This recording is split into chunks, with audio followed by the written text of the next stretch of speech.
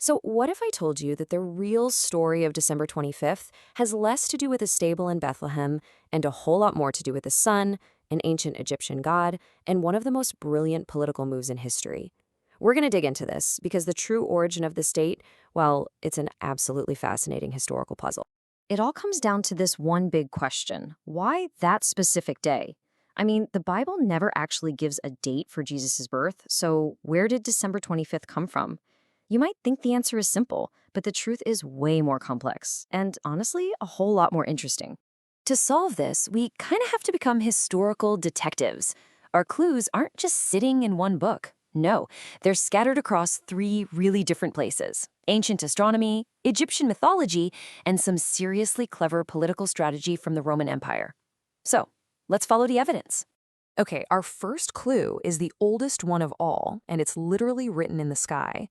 For ancient civilizations, the sun was everything. It was the source of life, and its cycle in the sky was a source of both deep, deep anxiety and incredible hope. They watched it like their lives depended on it, because, well, they did.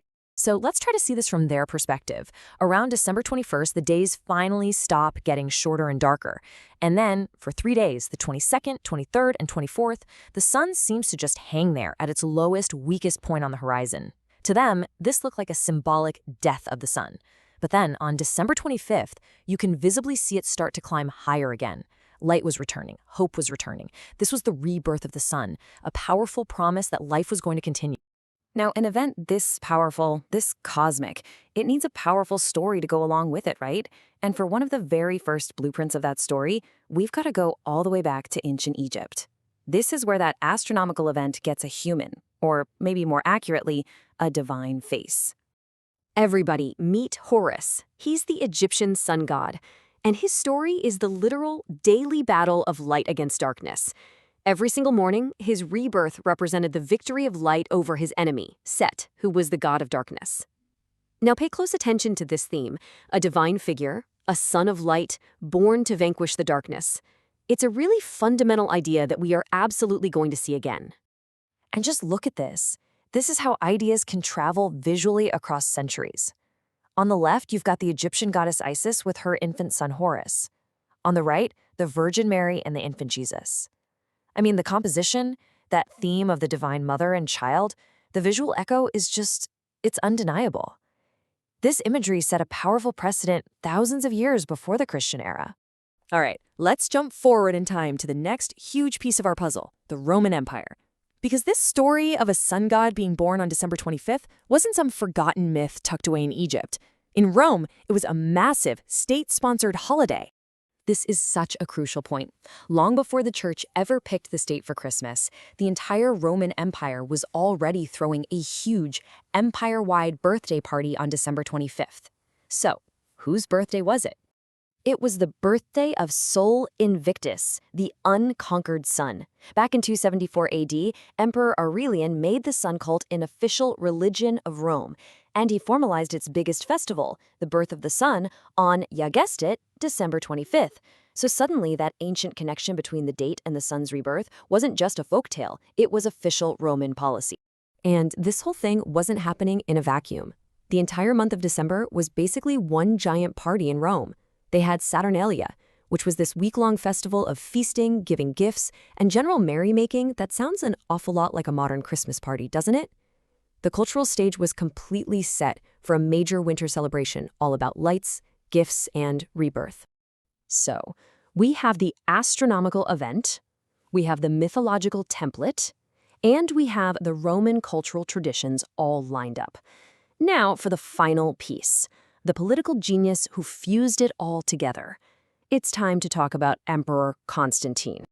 See, Constantine was facing a Roman Empire that was fracturing, breaking apart at the seams. He desperately needed a unifying force, a shared identity to hold it all together. His goal was simple and powerful: one god, one emperor, one religion. The problem? His empire was a messy mix of a huge pagan population and a rapidly growing Christian minority. How in the world could he unite them without starting a civil war? He used this brilliant strategy called syncretism. It's a fancy word, but the idea is simple. It's the blending of different beliefs. Instead of trying to outlaw all those popular pagan traditions, Constantine's policy was to absorb them, to rebrand them. It was a classic case of if you can't beat them, have them join your team under a new name. And this wasn't just one decision. It was a whole series of really calculated moves. So Sol Invictus was already an official holiday. Then Constantine makes a huge move in 321 AD. He declares the Venerable Day of the Sun, what we call Sunday, as the official Roman day of rest. Think about how smart that is. It appeals to sun worshippers and it appeals to Christians. It was the perfect bridge between two worlds. And this is the real masterstroke. Eventually, the early church, following Constantine's lead, adopted December 25th as the birthday of Jesus. And this move allowed the entire Roman population to just keep their beloved traditions. The lights, the trees, the feasting, the gift-giving, all of it. The celebration stayed exactly the same, only the reason for the celebration changed. It was an absolutely brilliant piece of cultural transition. So, when all these different streams of history, the astronomy, the myths, the politics, when they all finally converge, what do we end up with? Well, we get the holiday as we know it today. A rich, layered, and totally hybrid legacy. Let's just recap the ingredients one last time.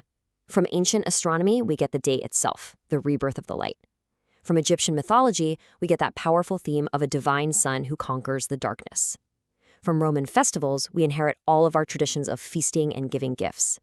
And from imperial politics, we get the genius strategy that blended it all into one single unified celebration. The history of December 25th really shows us that things we often take for granted as a simple fact are actually the result of centuries of change, adaptation, and rebranding. And it kind of leaves us with a final thought, doesn't it? What other truths or traditions in our modern lives are actually these incredible stories of transformation hidden in plain sight? I would love to know what you think in the comments below.